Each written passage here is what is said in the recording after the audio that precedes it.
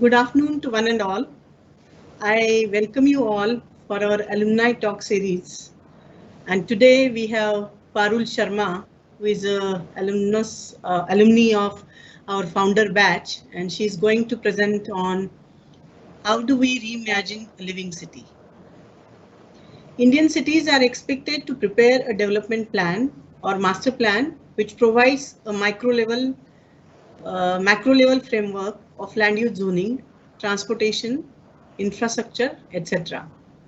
However, such plans largely remain under-implemented or sometimes even unimplemented due to the lacunas in micro level planning. Eventually, cities keep growing rapidly on their fringes, while their existing urban areas remain underutilized and undeserved. The development that results on ground seem generally chaotic, mired by congestion, lacks connectivity and infrastructure. This is partly because the planning and design process has been carried out as two-dimensional arithmetic-driven process. In most cases, divide of aspects of livability, sustainability, mobility, safety, and character. In this session, Parul presents the preparation of an implementable micro-level plan which goes beyond conventional statutory plans, which is not only focused on implementing a vision to create livable, well-served, high-quality urban environments, but also aim to make the implementation economically viable for both the landowners and the authorities. This talk will explore the appropriate methods and tools available with urban planners and city designers to create inclusive, compact, and people-oriented cities. It's my pleasure to welcome architect Parul Sharma. Parul holds a bachelor's degree in architecture from 2012-2017 batch of School of Architecture and Design, Manipal University, Jaipur. Parul interned with Charles Correa Foundation, Panji, Goa, as an architect and practiced architecture design for about a year with architect Professor Ashok Parikh in Jaipur. She completed her master's degree in urban planning from CEPT University, Ahmedabad in June 2020. She worked with public sector planning agency, Naya Raipur Development Authority, as an urban planner. As part of Capstone project, Parul adopted public transport accessibility levels to analyze and propose an urban spatial structure to support public transport accessibility levels in the greater Raipur region. Parul's interest includes spatial planning and preparing statutory plans ranging from regional to the city and local level areas. She also has an interest in physical planning legislation, urban policy, and strategies to integrate land use and transportation systems for sustainable development. Currently, she is working as an associate consultant at Athena Infonomics. Athena Infonomics is a global consultancy which combines social science research methods and ICT tools to drive innovation in policies, processes, and programs in urban development. It is headquartered in Chennai and Washington, D.C. And I think she has forgot to mention that she was a topper in the entrance examination of CEPT University for post-graduation in urban design. So thank you, Parul, for being with us today. And I welcome you for this alumni talk series. Over to Parul. Thank you, Madhura ma'am, for inviting me to speak today. I am extremely delighted to be here and to be given this opportunity to present virtually at my alma mater. I will start presenting. I'll just share my screen. Um, I'm assuming that I'm able to share my screen correctly. Yeah. Okay. So the title of full slideshow. Okay. Yeah, now it's okay. So the title of my talk is How Do We Reimagine a Living City? So let me start the presentation by this very interesting image that I have brought here. It says that designing a dream city is easy, but rebuilding a living one takes imagination. This is one of the famous quotes by Jane Jacobs. Jane Jacobs was an American Canadian journalist, author, and activist who influenced urban studies, sociology, and economics. I was introduced to this quote as an architecture student, and it has stayed with me since then. I can say that I actually understood the real concept when I went on to study urban planning. So often when we talk about planning or city planning in this country, we are always dreaming about designing a dream city, which is more like a greenfield situation. A greenfield situation is where the development land is actually available and there is no need to remodel or demolish any of the existing structure. It is like a clean slate. But the real issues lies in our brownfield cities or the living cities, if we can say. So where by brownfield, I actually am referring to some modification that is actually required on ground or some upgradation or any of the alterations of the existing situation, and the area comes with certain limitations. I believe this is where we actually need some real amount of imagination, efforts, investments, and even right policies to be backed. This is one area where we need a lot of work in our country. So the question is, how do we do this? How do we really cater to any of our existing city areas, and how do we really manage the growth? And I'm going to try and answer these questions with my presentation today. Now, according to the Census 2011, all the places with a municipality, corporation, cantonment board, or a notified town area, which have at least 75% of the male working population engaged in any of the non-agricultural pursuits and has a density of over at least 400 persons per square kilometer is classified as an urban area. So over there are over 4,000 statutory towns, over 3,000 census towns, there are 475 urban agglomerations, and there are 981 outgrowths as well. Now, I will dig in a little deeper and see at what scales are these cities actually planned. So planning in India is a highly centralized process owing to the Soviet-inspired approach that was taken up after independence in 1947. But urban planning is actually a state subject. And likewise, land is a state subject too. So the center's role is limited to therefore laying down broad guidelines of urban development. And there are a plethora of agencies that are actually connected with the realm of urban planning in the states, and there are plans that are prepared at various scales. So the first plan or the largest plan that we have is actually called a regional plan, which is prepared at a scale of 1:50,000, but they are scarcely prepared in India, and they are prepared for a vision of about over 20 years. And they are actually identified with broad sectors of growth, centers of economic activity, and hierarchy of settlements. The next we have is a development plan, which is actually a statutory document which identifies and proposes the direction of growth, land use, and transportation network for an ambit area comprises of the city as well as the periphery.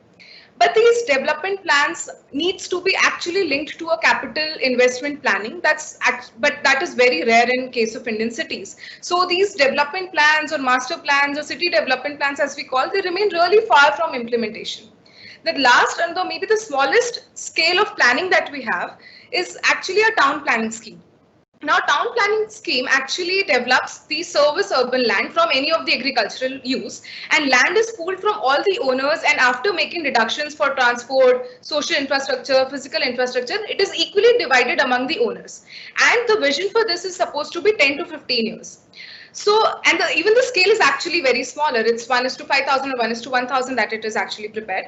And as I mentioned that land being a state subject, so town planning scheme is actually not common to every state. Town planning scheme is actually restricted only in 4 states in India. So it's Maharashtra, Andhra Pradesh, Kerala, and Gujarat.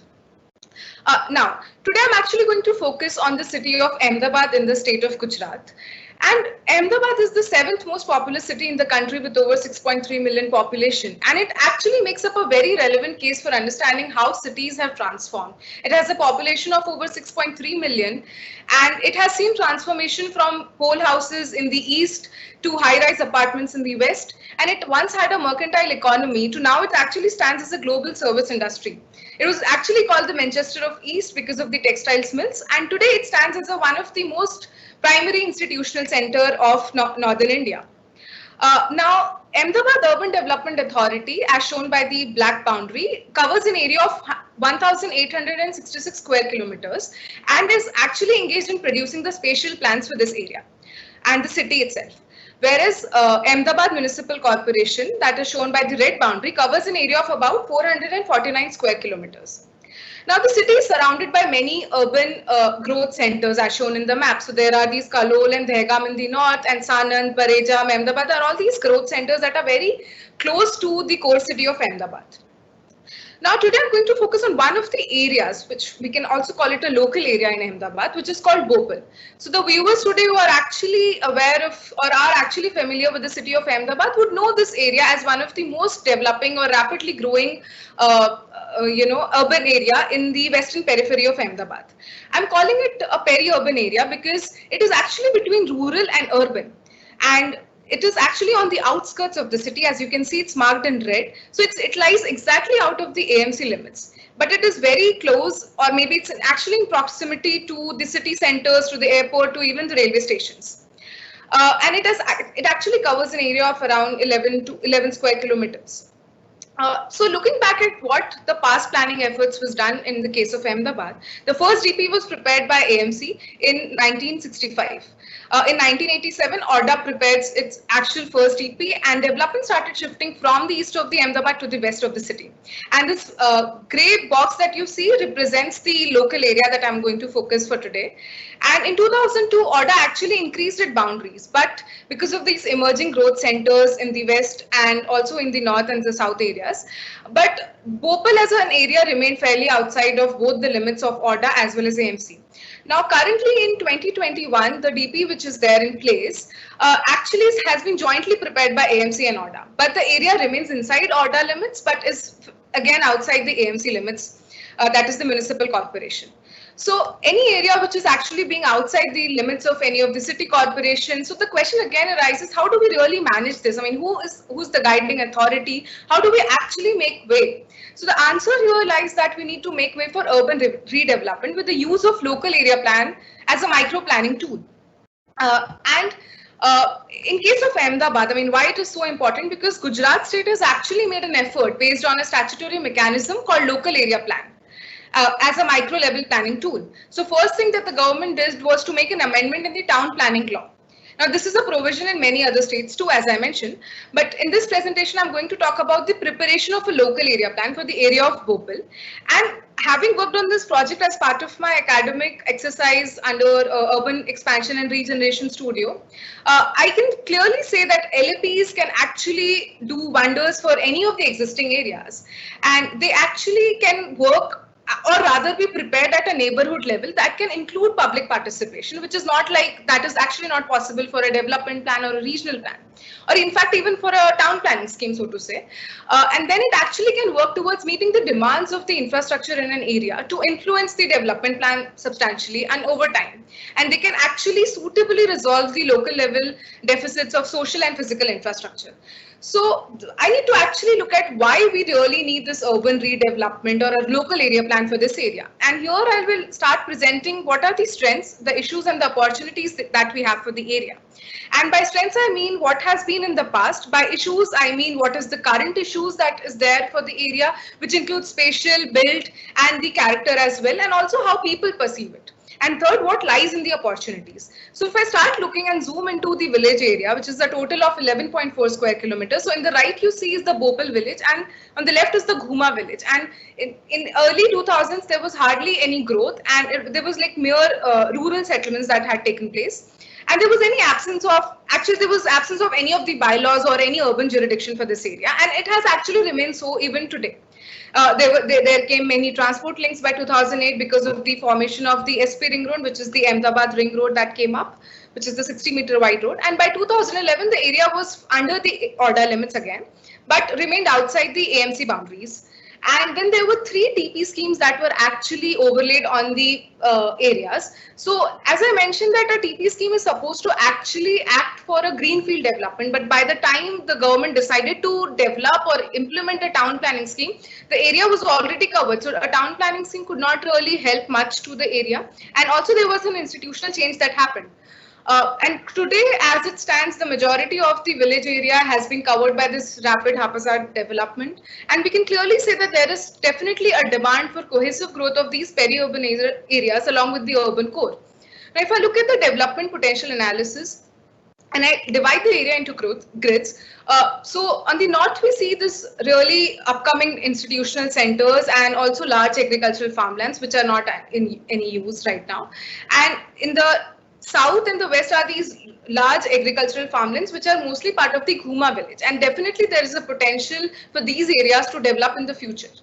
And in the middle, or sort of to say the heart of the Bhopal village that we have, is the most developed area. By developed, I mean there is an existing street network, there is definitely a dense network, and town planning schemes have already been established by the government for these areas.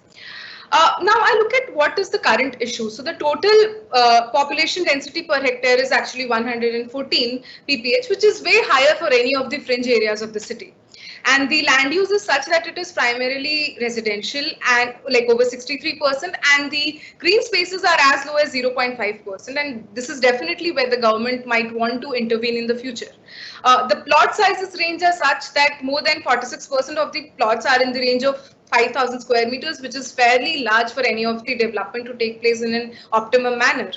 And then if I look at the connectivity, so the street network that is the street network that is visible is clearly not interconnected, and there are many dead ends in the area. And the average block perimeter is about 1500 meters. So the average block size, if we do a quick comparison, so for New York, it's 60 by 240. For Ahmedabad, it is supposed to be 100 by 400. And for this area, it's actually right double. It's 200 by 400 meter that makes up an urban block. And by urban block, I mean it includes the streets, the plots, the open spaces, and the buildings as well. So there is completely, these large block sizes, they really block or limit the pedestrian movement, and they also limit the vehicular movements in the area. Now the built versus open, that there are, 84% of the area is actually open, but they are not dedicated green, public or open spaces, so to say. The dedicated ones only account for 0.74%, which is fairly low for an area like with this scale. And the public land ownership is such that 56% of the land is actually owned by ORDA in this area, which makes a good situation for the future, because the government can actually take up and prepare or give up, really develop new establishments in the coming years with their available land. And looking at the green and blue percentages, so as I mentioned, the water body is actually just 1.2% because of these 3 lakes that are there in the north, and the green spaces is 0.5%. Now, according to WHO standards, the green space per capita is supposed to be 9 square meters, but for this area, it's actually 0.24, which is not even 1. And if I look at the built character, so there are apartments mostly, like 36% of this is apartments, and 3% is under construction. And this clearly says that, in the coming years, the land is, and we're going to have more buildings in this area. And 85% of this area actually has height up to 4 floors, and they include both semi-detached, detached row houses, and there is also a Gamtal. Gamtal is actually a rural area, and that's how it's called in Gujarat. And most apartments are these new structures that have come up in the past 5 to 8 years. So if I look at the age of the buildings, maximum buildings are the ones that have come up in the past 9 to 12 years, and that is also because of this establishment of this new ring road. And if I look at the floor area ratio, so the permissible one, according to the bylaws as per ORDA, it is actually supposed to be 1.8. But the gross FSI consumption for this area is actually not even 1. So it clearly says that the land has not been utilized, and we see only development. Now, the overall character that comes out for the site is something like this, that we see a BRTS corridor that is there because of the TOD zone, which is there in as part of the development plan prepared by ORDA. There are mixed use structures, there are bungalows, there are affordable housing structures as well. There is a village, there are more apartments, and there are shops, in fact. So this comes out as a very mixed urban character and does not really have a very strong architectural style, so to say, or anything like that. Now, if I look at the, even what people think, so according to the stakeholders consultations, even in the news, the area is actually represented with lack of basic infrastructural facilities. And it has been stated that this area definitely is in the dire need of alterations. So what lies in the future for this area? So according to Development Plan 2021 that has been prepared by ORDA, there is 150-kilometer long TOZ corridor that includes the bus rapid transit system and as well as the mass rapid transit system. So the red lines that you see are the bus routes, and the green ones that you see are the metro routes here. And it's a total of 150-kilometer long network that has been laid out. And now what Ministry of Urban Development defines a TOD is actually it involves creating concentrated nodes of moderate to high density development, and that is actually around a particular transit station that could be for a BRTS or MRTS as well. And it encourages compact growth all within the 5 to 10 minute walk capacity of any of the public transit station, so as to promote a pedestrian friendly environment.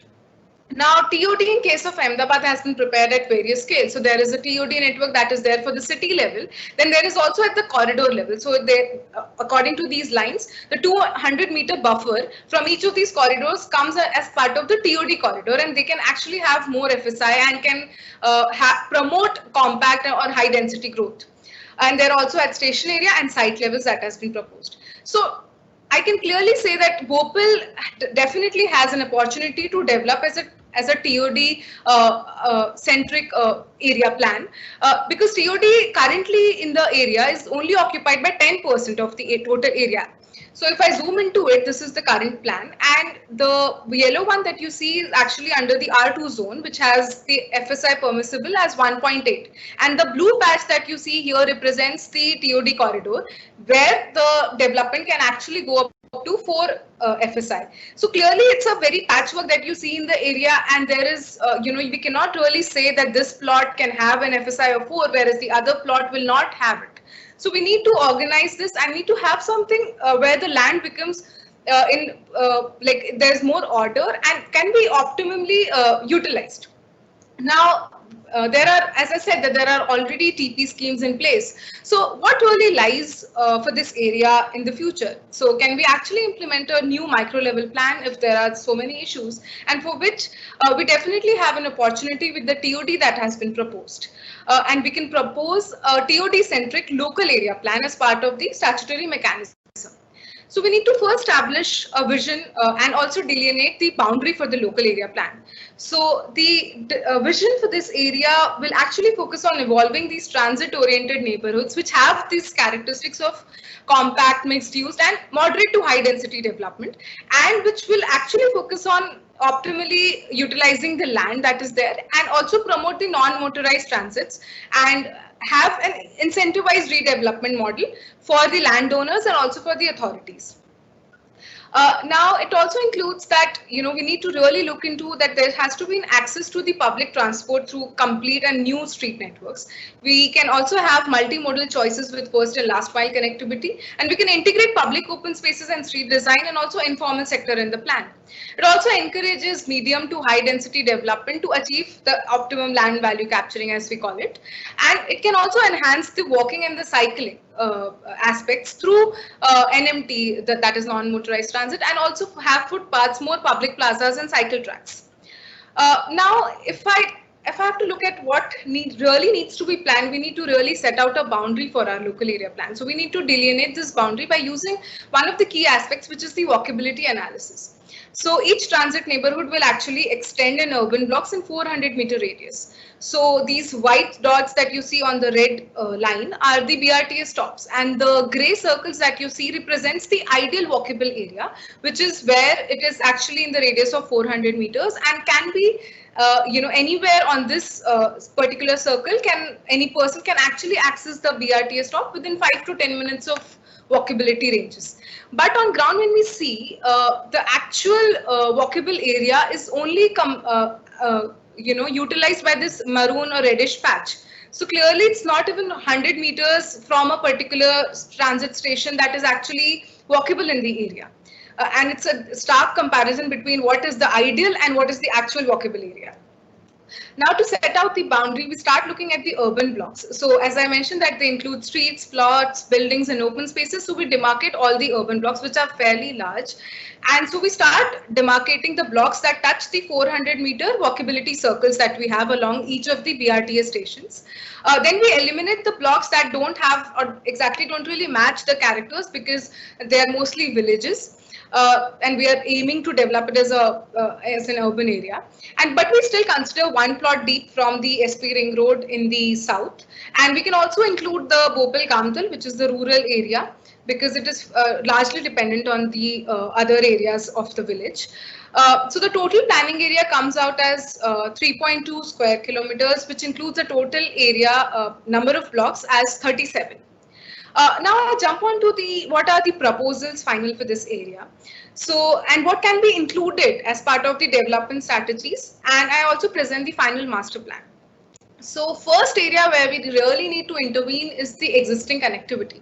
So the total road length is really large, which is 60.59 kilometer. But what we see on ground as shown in the map are these really dead ends, and there is completely not interconnected street network. And if you're there on one of the major roads, you cannot really reach the inside or any of the residential areas that is there. So we can have something like this as a proposal.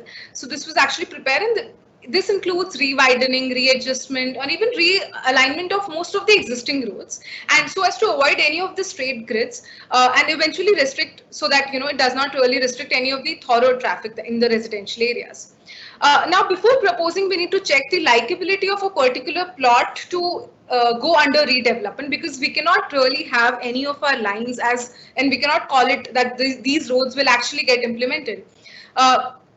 So these, we need to really look at what plots are there and what actually has the potential to enhance and get redeveloped. So first we consider the existing FSI. So the darkest color that you see are the plots that have the FSI of as low as 0.25, which means that the land has not been actually utilized and definitely has a chance of getting developed in the future. And the lighter ones that you see are really rares, and they are the ones which have an FSI of over 2.25. So means that the land has actually been already acquired and has been developed to its fullest. So might not really be, so the owners might not really be interested in redeveloping it. Next, we look at the market value potential. So the darkest of the plots that you see in red colors are the ones that are really with high property rates, and they are mostly along the 60-meter wide road and also the 36-meter wide road. So they are the ones where they are most likely to get redeveloped in the future, whereas the light colored ones that you see are having the lowest market value potential, and they might not really be interesting in getting anything from the redevelopment schemes if at all it comes in the future. And then according to age of the plots, so again there are plots which are above 30 years of age and they are really having dilapidated structure, so they might really look up to any of the redevelopment scheme that comes in the plan. And the ones that are recently developed, like these lighter colored ones, might not really be interested in having any of the redevelopment scheme because they've recently utilized their land and development has come very recent. And the last is the plot size range. So these really old and large plots are the ones where we can expect some redevelopment, some land can be deducted, but whereas these smaller plots, it will be really difficult for us to have any of the redevelopment. So if I do any of the comprehensive grading and I look at what plots can actually go under redevelopment and what cannot. So the most likely ones are the dark green ones, which can actually come up in the first 5 years of redevelopment, and the other ones which are not towards the major road can actually develop and take up to 10 to 15 years. So we can say that 56% will actually develop in the first 5 years and 43% of the plots can go under redevelopment in the next 10 to 15 years. And if we overlap the roads that you see here on the green are most likely to get redeveloped, which is like about 75%, and the other 25% might redevelop in the next 15 to 20 years. And this is how we can overlap and we can actually have the hierarchy of roads as part of our redevelopment for specific to plots as well as the roads. And here is the total distribution network. Now, if I zoom into one of the roads, so this is the 36-meter BRTS corridor that exists. There is definitely an encroachment by footpath by vendors, and there is unauthorized street parking that we see. There is vending, and there are completely these underutilized front margins that we see. And something like this is this is actually one of the views from the 36-meter wide road. So what we propose here is that we can actually, as part of the proposal, we can reduce the carriageway from 9 to 7, and we can propose on-street parking and also propose an NMT zone. By NMT zone, I mean including a cycle track and also pedestrian paved tracks for the same. So one of the biggest transformational changes that we can actually have in the area is just to reduce 2 meters on each side and give away space for on-street parking and non-motorized zone.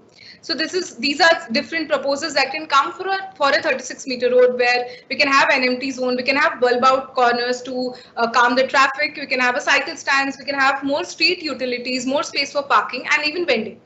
Now, this is something where, with, as I mentioned, that we're very small intervention of having 2 meters from each of the carriageway, we can actually achieve something like this, where we have built to line for all the commercial establishments, and we can also have cycle tracks and non-motorized paths for the people on this road. Now, next I come to the sub-arterial road, which is in the range of 24 to 18 meters. So the existing situation is much similar to the 36-meter wide road. There is again encroachment, and there are these old buildings with almost no front margins.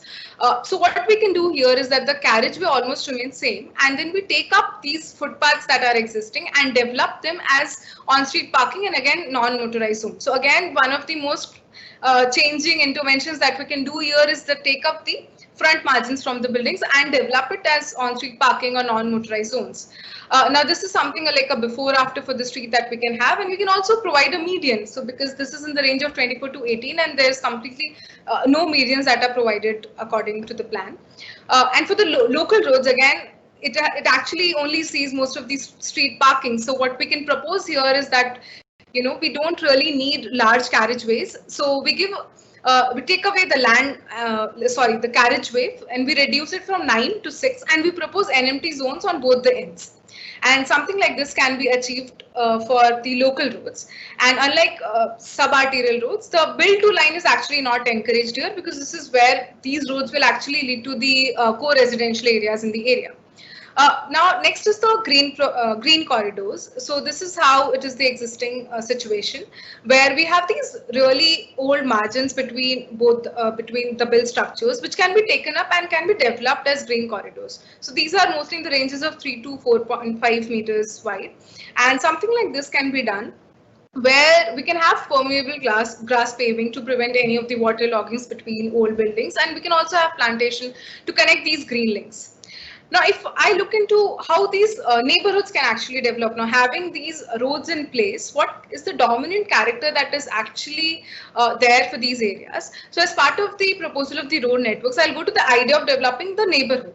Now, so first we try and map the most dominant character. So first is the case of a community district, where we see maximum is the residential area, which is about 1.1687 square kilometers. And the issues we have here is that it really lacks any social amenities and green spaces, and definitely it has a scope to redevelop as a residential sector with adequate social amenities. So what we have, we take up this small area and we try and overlay our road proposals and also the plots that can actually go under redevelopment. So we get a total, we reduce the number of dead ends from 24 to 0, and the total number of blocks can be increased from 11 to 74. Now, even we can also propose green areas. So for this area, we can actually reach from 0.4 to 4.7%. And we can also propose many social amenities here by taking up the land which is actually under order. So we can have fire station, multi-purpose plaza. We can also propose affordable housing and mixed-use development. Now, next is in the center is this area which is actually which has a very mixed-use character. So there are these commercial shops in the in the bottom, and there are residential areas that get developed in the in the top of the buildings. So the major issue here is that of the incomplete street networks and these large block sizes. So as part of the proposal, we increase the road length from 12 to 16 kilometers, and the total number of blocks can actually be increased to 90 in this case.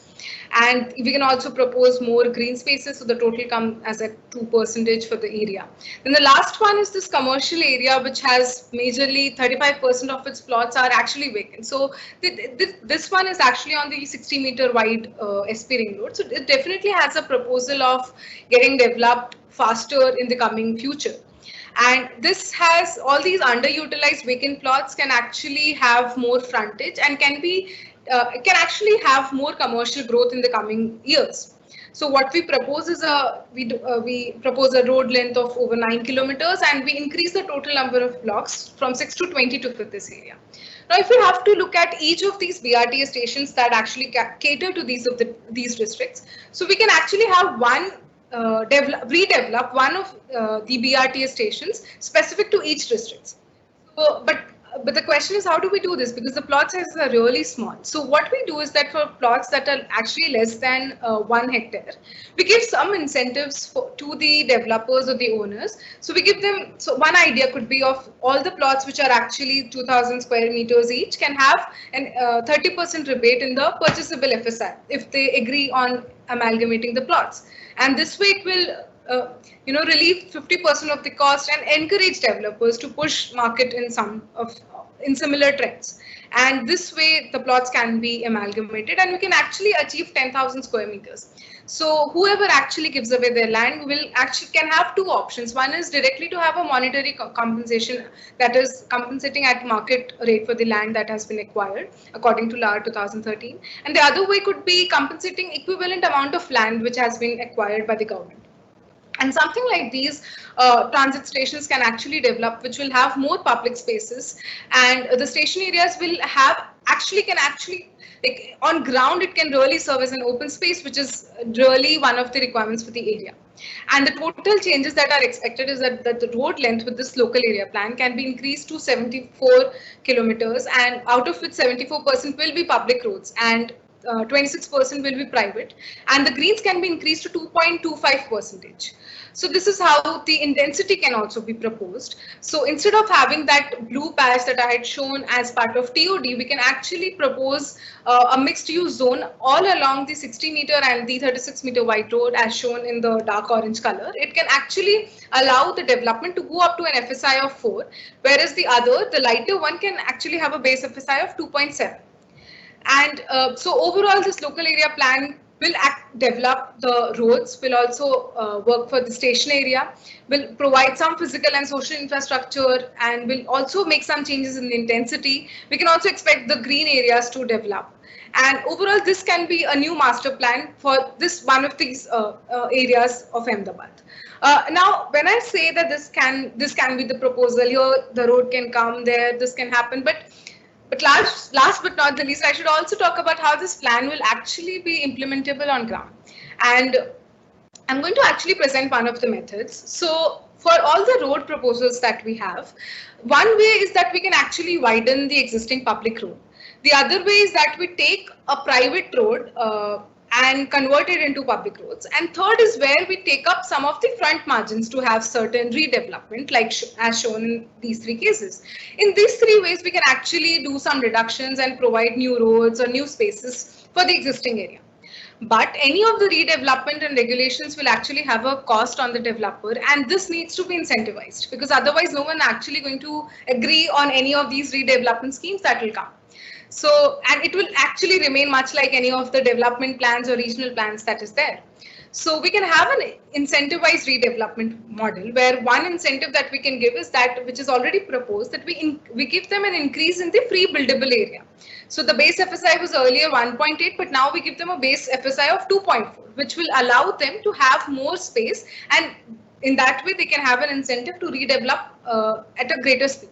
The second is where the developer now will, because as I mentioned that the base FSI will be already higher, so the developer will pay less for any of for increasing in any of the property floor spaces or developing more buildable spaces. So the total monetary value of the particular property will eventually increase, and the total, and if at all the owner actually wants to sell this plot or their properties, the overall profit will be much higher at the market rate if such a development takes place.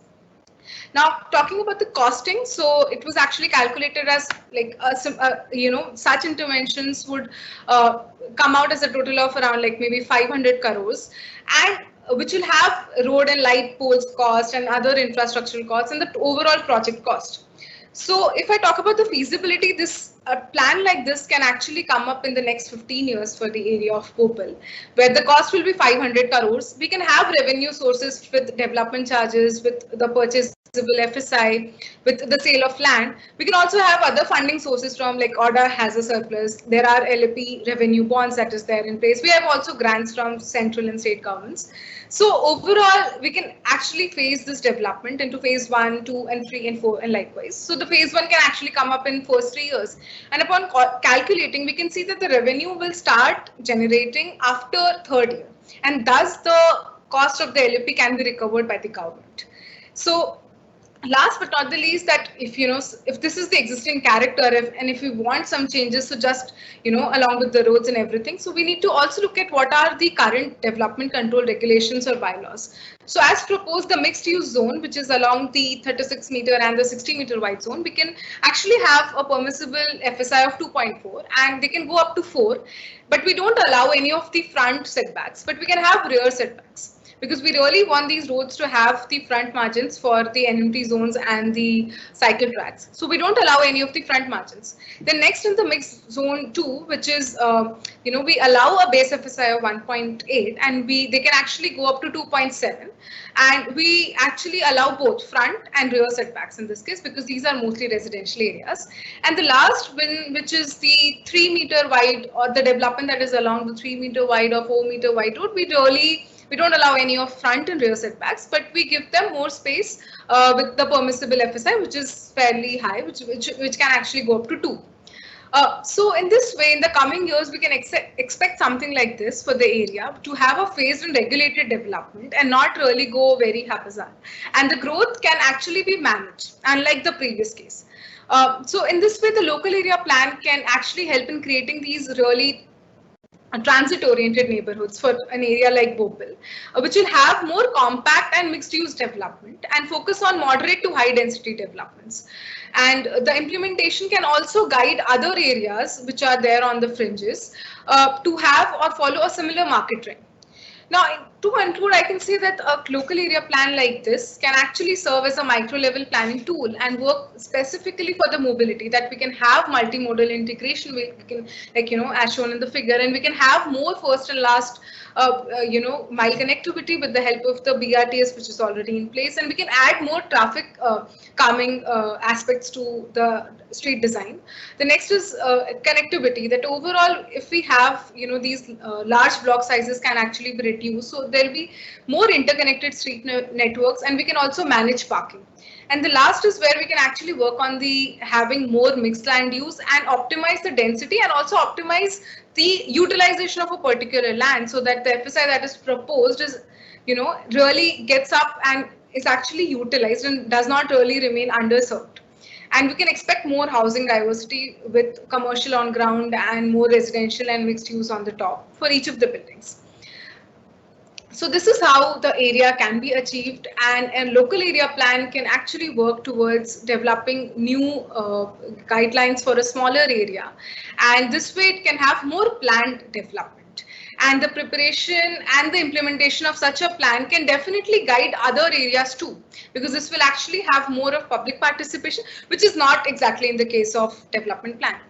So this is how I end, and I can definitely take up any of your questions.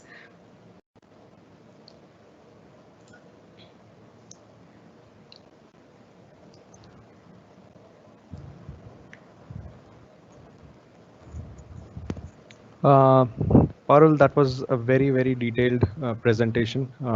You summarized all the urban planning and the urban design aspects very, very nicely. The project you took up in Ahmedabad, that was a peri-urban area, as you mentioned, that was very comprehensively developed. I mean, starting from how to select a site, how to identify the areas, and then what are the issues associated with it, and identifying the opportunities you can get with those. All that was very beautifully presented. It gives a very, very detailed idea to anyone who is viewing here, how you can move about and how the urban planning process or the urban design process, along with integration with the uh, agencies or the urban local bodies like the municipality or the development authorities, all those, how the process takes place and how the private developers or urban planners have an important role in formulating the second stage, that is developing the local area plans, identifying what's the vision, how are you going to frame the objectives, how the development is going to take place. And that was very beautifully presented in a very graphical sort of manner also, not just having policies and theories, but Yeah. integrating every practical aspects which we face, like transit oriented development or non-motorized vehicles or pedestrianization, moving towards more livable or resilient cities. All those aspects were covered very beautifully. So I think the way you presented, it was very comprehensive, how to go about the area, the development in terms of planning and in terms of urban design, and to what extent do we need to go, because it cannot be on a macro level, but it's always at a micro level also, because the Yeah. repercussions and the final results are visible on the smaller scale, not on the larger scale. Because on the smaller scale, cumulatively, when they combine together, then only they'll be visible at a broader or a larger scale. Because we usually perceive the urban plan from a city level, but never talk majorly on terms of a smaller neighborhood level. But this presentation showed us that in-depth analysis of how actually now the process of planning is changing from top down to bottom top approach. Bottom up. Yeah. So Yes, sir. I think I'll let on Akshay, Assistant Professor Akshay, to summarize this. Uh, uh, Hello, everyone. Yeah, so Parul, we are having some questions from the session. So likewise, the people in the audience are concerned about Indian cities, like you very much rightly said about, and the presentation that is being given was about highlighting all the loopholes we have, potentials we can do about. Yeah. So they're saying about that we have a historic or architectural rich city centers. So how can we reimagine and adapt such cultural codes to the current need as separate from the peri-urban areas? So what's your insight? Yes, Yeah. sir. I actually feel that a local area plan, as I mentioned, is one of the implementable tools that we have. And a local area plan, like I mentioned here, was a case specific to transit-oriented development. But a local area plan actually has the potential to really develop for specific to any of the cultural sites also. So this is not something like that, it does not really give out as a guideline, but really we need to take up. It can actually also develop for any of the smart city area also that we have. So under smart city mission, these area based developments are supposed to happen with the help of a local area plan only. So the character of each of these existing areas may vary. Some can have, so like for this case of suppose Jaipur or even Ahmedabad. So these are like really historic cities, and as the question correctly asked, that how do we really deal with them? So one idea is to really have a micro level plan, that is a local area plan for them. But the soul of the planning has to really look at conservation and other cultural aspects also. So a local area plan is probably like it's really flexible, and it can actually work for a core area also. It can work for a fringe area, because it's up to the planners or the developers to look at it. and include the public. So an area in the old city of Ahmedabad, if a local area plan is actually prepared for an area like Kalupur, or even in case of Jaipur, if it's prepared for Badi Chopper, Choti Chopper, so people will be engaged in it. And in this case, Bhopal was not, as I mentioned, it is not an area that really has a strong character. So currently, there is no character to the area, but there is something that we can do. So likewise, I think, we need to really look at what is existing and then what can be, it's more like a surgical method that we have. So the issues can vary for each of the cities, but it's the right surgery that we need to do because it's not a clean slate. So every time like a doctor, we need to look at it. Okay, what's the current issue? We need to deal with it. I mean, that's what I think can be done. It can also vary. That's one of my perspective that I have. True. Yeah. So yes, that's the, I believe many of the surgeons are doing that. Right? We can actually think like we work as that only, right? So I mean, we always get this disoriented or not organized areas. So one way is to have look at the issue and then present it. So that's one of my takes. Yeah.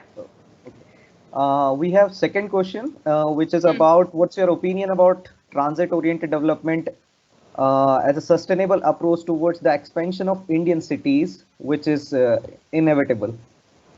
Yeah, so yeah, that's true that the expansion of cities is definitely inevitable. But so transit-oriented development really talks about compact growth, and the cities are actually growing on the fringes. So the idea would be to really take up and look at each where this transit-oriented development can actually reach. I mean, what's the extent to which we can really make up these corridors and where it can go. Otherwise, the cities can just keep growing. But when we talk about transit-oriented, it has to have certain limitation. It has to be more compact. So the idea would be to look at more an approach which really caters to what extent the transit-oriented development can go and will be most feasible, because we cannot really expect transit-oriented development to come on any of the highways, right? So we have to limit where a transit-oriented development ends and where the other area or the rural area. So that limitations has to be, I think, established, and that is how we can again deal with it and make it more sustainable. I mean, it has to be really checked on ground. We cannot really expect transit-oriented development everywhere. Yeah. Okay, thank you for that. Now I have a question for myself, as I am. Yeah. So sure. You have shown a figure where you were showing that street section, right? Mm-hmm, yeah. And you were talking about that there will be built masses, and then there could be expansion of road. That road widening can be done, or we can take up some smaller front margins. Yeah. So we can take some front margins or something like that. But for how much time? What is the lifespan of that street section that we design? We design very good. Yeah. But what is the guarantee that the informal sector that will not encroach that road section or not? So I can say that that's not possible. I mean, we cannot really restrict anyone to not encroach it. But I believe that we have this mechanism called tactical urbanism, right? Like where, we sort of do some quick methods to allow people for some designated spaces or have vending spaces at some particular vending zones. There's also a street vending policy at place. So, I think we can have some methods, but at the end of the day, it really depends on how people perceive it and how the area is growing. But if we see that the area really starts developing and there are more changes, if we can see, then maybe we can expect that people don't really encroach it and there can be some changes, but we cannot really stop people. I mean, I think that's a question that even we used to feel when we were designing this, however good lines we draw, images we create, I mean, people will encroach, that will happen. I would like to answer the question of Akshay. Okay, yeah. Yes, it is the good question he has asked. But I feel, as Parul also emphasized in her presentation, that we need to take a participatory approach, and we need to involve public into that. And actually what happens, there is a top-down approach. Now we have to adopt a bottom-up approach. And if we as a researcher or architects or a planners or a designers, we should act as a facilitators, but the issues should come from the public. Even the solutions also should come from them. Then we should give them the solution.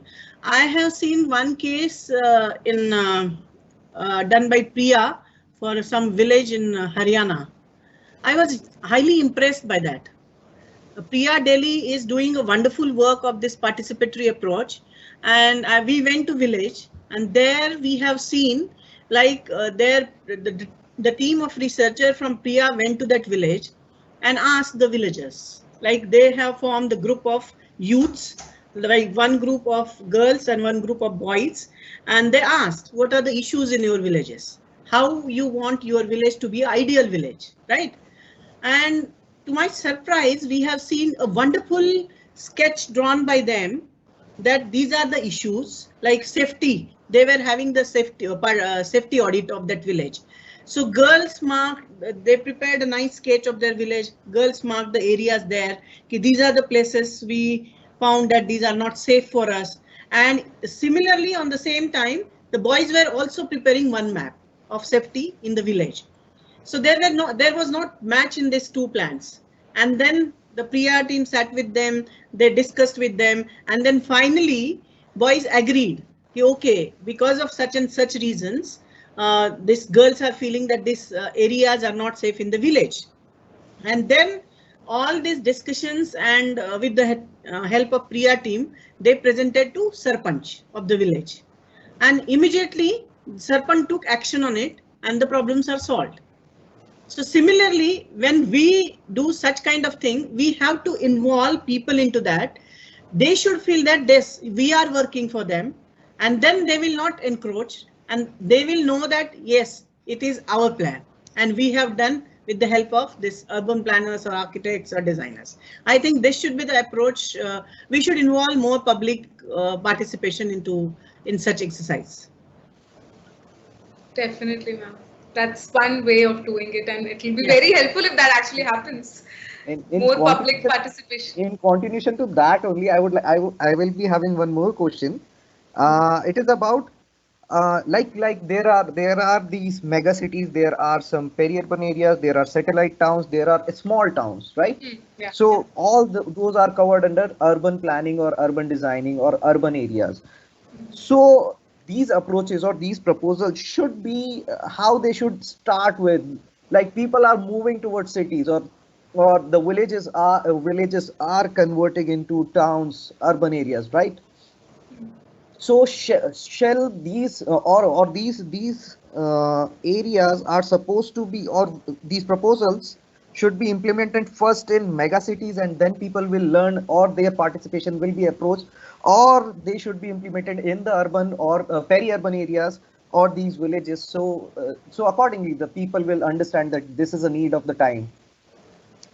Sir, so I like I don't have an exact answer to this, but yes, what I believe is that like actually urban planning in India depends on state to state. So like I presented the case of Gujarat, so where actually people are most of the time engaged in preparing the plans and so, but that might not be a similar case in like for Rajasthan maybe. So it really depends, and we need to, I think what we've actually also learned in urban planning, that it is more contextual. So if it's actually talking about this particular area, then it has to have, and actually we need to cater to that particular area issues and the needs. So probably having a much an example, to set an example in one of the mega cities could be one way, but then again it has to come at the local level and has to be taken up by all the authorities and the governments. It cannot be really left on to one city to have it implemented and then the others to take an example from it. There could be one, but eventually we're talking about more cohesive growth for all the cities. So maybe one city could be just looked at as an example, but we need to look at more on ground issues and have implementation mechanism for all the areas. Okay, that's nice. Yeah. Okay, there are a lot of questions, but I believe stage by stage you have answered all the questions. I was trying to get some questions during the session that I could be able to do that, but yeah, you have covered a lot of queries, but I will be getting back to you again if Sure, there will sir. be Yeah. some questions. Uh, Yeah. I would like to thank architect Abhas Verma, architect Parul, for interactive session and information session that is for pursuing architects, designers, and the words during the session were really very informational to all of us. Uh, I would like to express my thanks to Professor Dr. Madhura Yadav, Director SAND, for gracing the session and giving the welcome address for the same. I would like to thank uh, Architect Parul Sharma, a proud alumnus to School of Architecture and Design, Manipal University, Jaipur, for sharing her wonderful experience and ideas about imagining and reimagining the living cities. I Yeah. would like to thank at last, yeah, the audience and the participation and their questions, which were very important to us to grace the session, and the response that they have shown to alumni talk with architect Parul. Thank you very much. Take care. Thank you so much, sir. Thank you, ma'am.